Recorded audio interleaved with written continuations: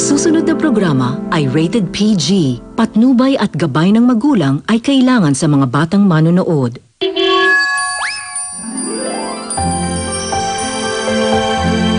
Sa iyong ngiti, ako'y nahuhuman. Fly kiss, fly kiss. Ikaw ay gagalaw, ang mundo ko'y tumikit para lang sa'yo. Ano to, kasal? Ang awit ng aking puso, sana'y mapansin mo rin ang lihim ko. Pagtingin. You know, I think he's playing a game with me. Just let it go. Let them be. Happy naman sila eh. I'll play his game if that's what he wants. Nakakabaliw ang pag-ibig ko. Tabi lang ha. Baka makinig ka na lang. Sa'yo. Ano na? Ano pa naman kayo? Eri naman ha. Ako na babalik. Ano ba? Uy, ano ba? You should dream. Hindi na. Talaga ako. Ay, naku! Why don't you both go upstairs? May mga bathrobe doon. Anong ginagawa nyo? Sira ulo ka, ple! Wala talaga kaming ginagawa ni Dean. Natapunan kasi ako ni Maricar ng wine, kaya pinakit niya kami dito para magpalit kami ng damit. Maricar, siguro dapat ikaw yung magsabi. Basta totoong sinasabi ni Isay. Kung nakinig ka lang kanina, di hindi mo makikita sila naka-bathrobe. Ikaw rin ba nagsabi sa kanila na maglandian? Na naka-bathrobe habang nagpapatuyo ng damit? Ikaw rin nagsabi nun? O ba't di mo sila mapagtanggol ngayon? Di ka makasalita?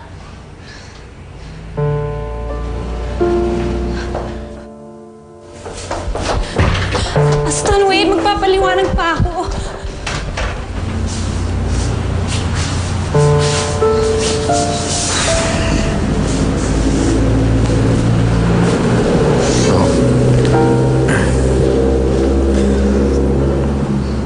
Sira ulo talaga yung boyfriend mo, pero I'm sorry. Kasalanan ko naman to eh. Nung nag-send ka ng peking text message mo na puntahan kita, hindi man lang ako nag-isip. Bigla na lang ako napunta dito, hindi ko man lang inisip yung sinabi ko kay Aston na iwasan na kita.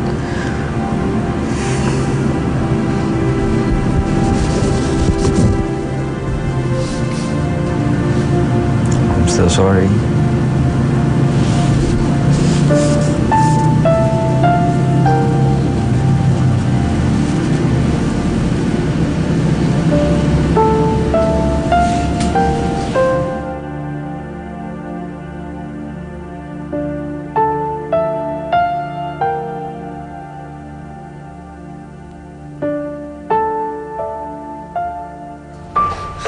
Aston!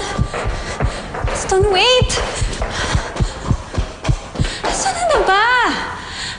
Can you just stay for a bit? Aston, please?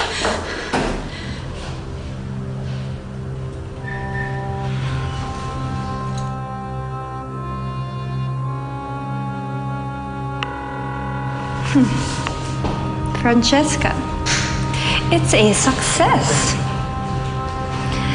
Naset up ko na ang kaagaw ko. Nakita na ni Aston ang itinatagong kalandian ni Isay.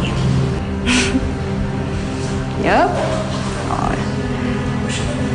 Diba? Ang landi-landi niya kaya. Dalawa kayong boys ang... Hello? Malandi pala! Ay!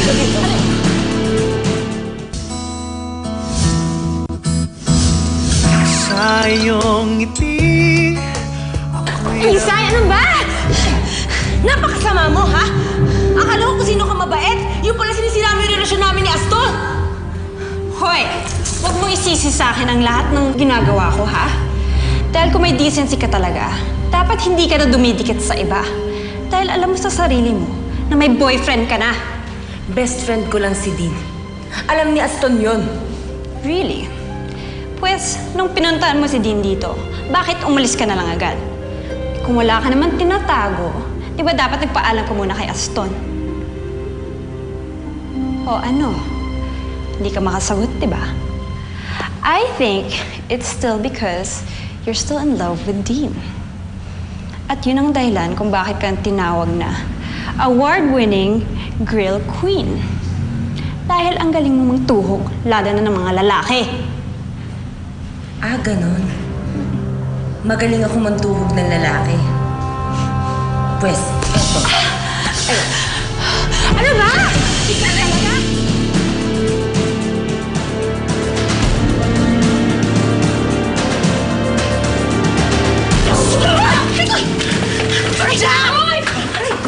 Ano ba? Elvis, ano ba? Tulungan naman ako dito. Tama na!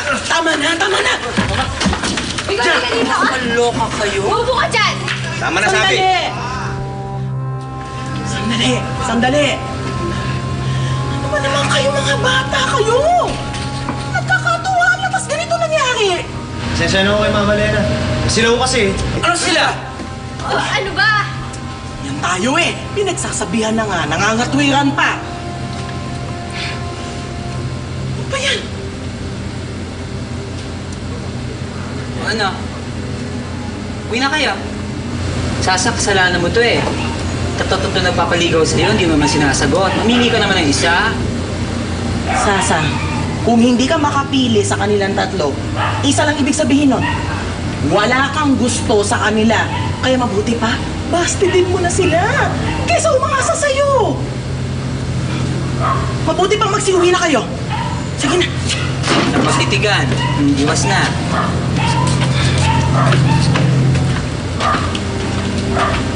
Uwi na. Uwi na.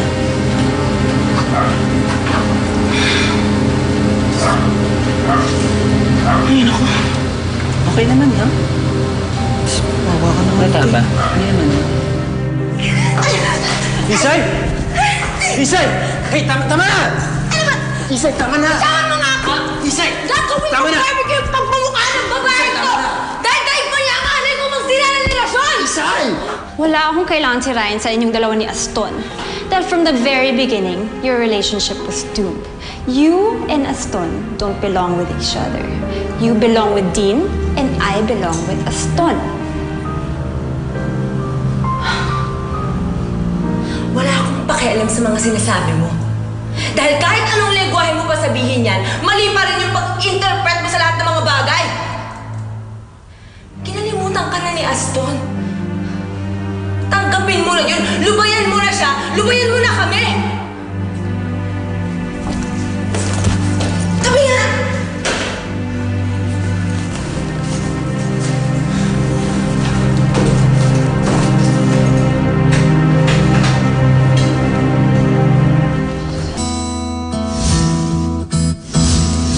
Sa iyong ngiti, ako'y nahuhumal.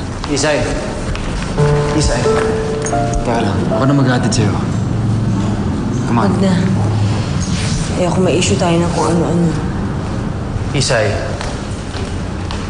Isay, come on! So, Dean, sa totoo lang, ikaw naman ang may pinakamalaking pahinabang sa ginawa ko dito. So, I guess it's just right for me to ask for one big thank you from you. Wow. You really are something else. Alam mo, totoo.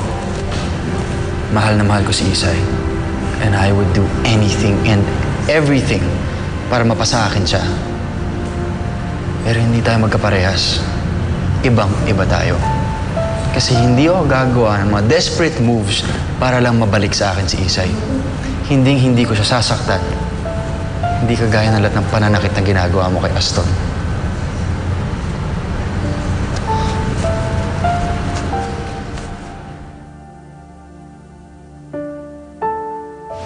Kaloka. Sana matuto na sila sa... Sana nga. Matuto kaya sila, te. Ano ba yan? Si Isay ba napansin mo lately? Ah? Eh, parang umalis sila. Ano ba? Umalis ba sila kasama si... Devil. Kasama ba yun sa drama? Malay ko, hindi rin yata. Speaking of the devil. Ay, Aston! Aston! Kanina pa ako nag-aalala sa'yo. Aston! Ano ba yun? Eh bakit parang hindi naman tayo narinig? Nauna yung isa, ngayon naman si Isa yung sumusunod. Confirm. LQ.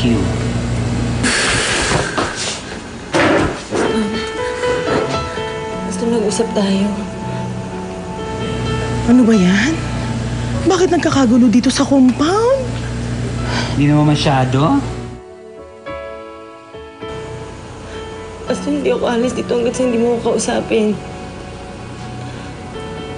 Huwag na tayong magsayang ng oras sa panahon. Kung talaga mas gusto mo si Dean, pinapalaya na kita. Ano ibig mo sabihin? Ano ibig ko sabihin? Break na tayo.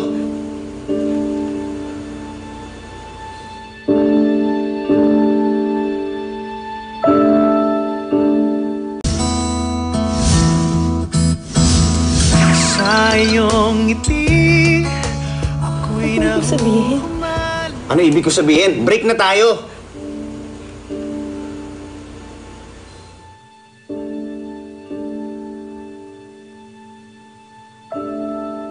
Totoo yung sinasabi ko. Ayoko na. Sabi ng nanay ko sa akin, huwag ka daw magdidesisyon kapag masyado kang galit o masama yung loob mo. Kasi baka hindi mo magustuhan yung resulta ng sasabihin mo eh.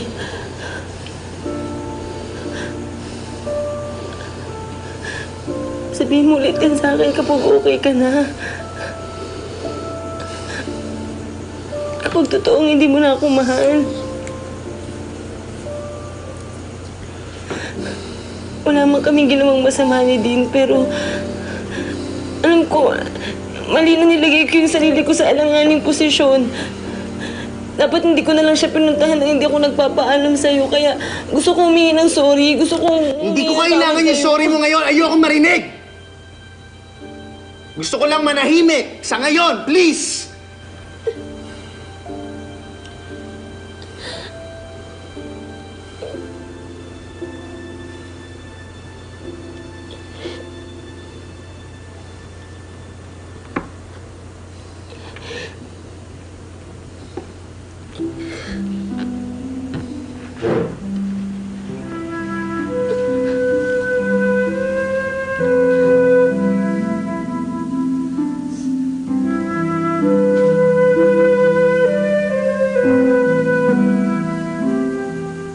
Ano, Sasang?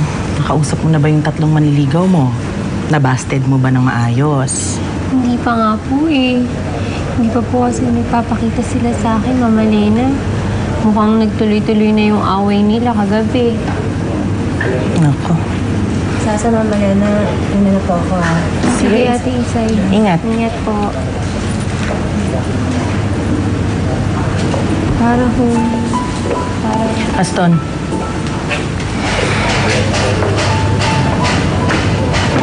Mukhang napapansin ko nagkakatampuhan na naman kayo ni Isay. Anak, kung ano man yun, ayusin nyo. Baka lumala. Wala na ako kailangan ayusin, Mama Lena. Bakit? Eh, sa tingin ko, mas magiging masaya sila ni Dean eh. So, nakapag-break na ako sa kanya.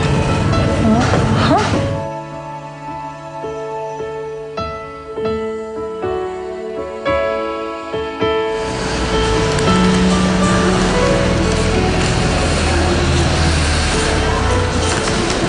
Aston, Ang ginagawa mo dito? Gusto mo round 2 ng sapakan natin? Easy. Andito lang ako para linisin ang pangalan ni Isay. Lahat ng binibintang ni Maricar sa kanya, mali. Sinetap lang niya kaming dalawa para magmukhang may ginagawa kaming kalokohan. Yun ang totoong nangyari. Look, ganito lang yan. Kung makasarili akong tao, hinayaan ko na lang yung maling akala mo sa amin. Kung ganon, tuluyan ko yung maghihiwalay.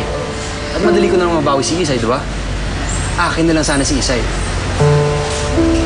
Pero hindi ako ganun tao. And more importantly, ayoko mapasama si Isay. Even if it means kailangan natin mag-usap ulit. And even if it means kailangan na niya lumayo sa akin para sa'yo.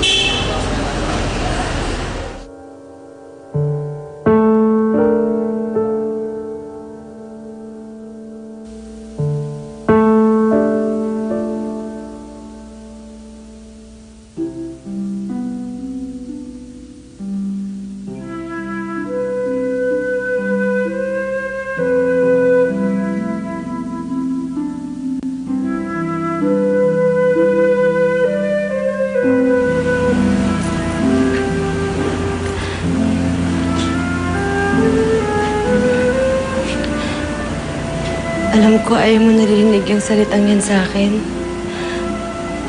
Kaya naisip ko isulat na lang para mabasa mo.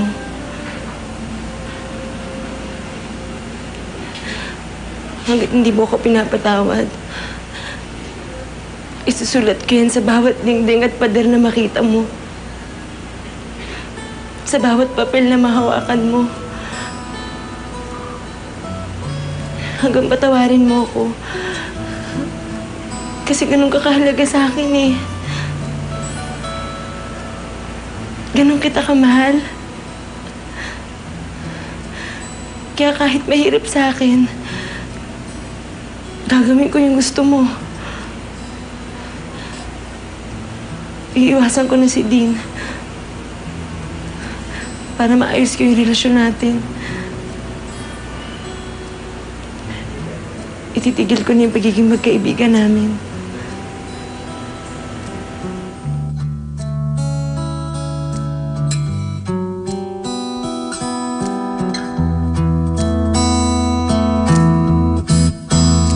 Sa iyong ngiti, ako'y nahuhumaling. At sa tuwing ikaw ay lalapit, ang mundo ko'y tumitigil. Ang pangalan... Ano naman ginagawa mo dito? Magugulo ka naman ba? Alam mo, kung iniisip mo na pag-awayan na naman kami ng boyfriend ko, sorry. Kasi hindi mo na magagamit si Dean para paghiwalayin kami. Dinilit ko na siya sa buhay ko, kaya kung ako sa'yo, i-delete mo na rin ang sarili mo kay Astor. Bro, bakit? Si Isay. Yun ang friend ako.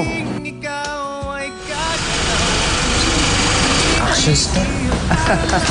Pwede palinis ng kotse? Oo naman ho. Gusto nyo, ako pa mismo ang maglilinis ng kotse nyo. Talaga? Opo. Ito susi, oh. O, yan na.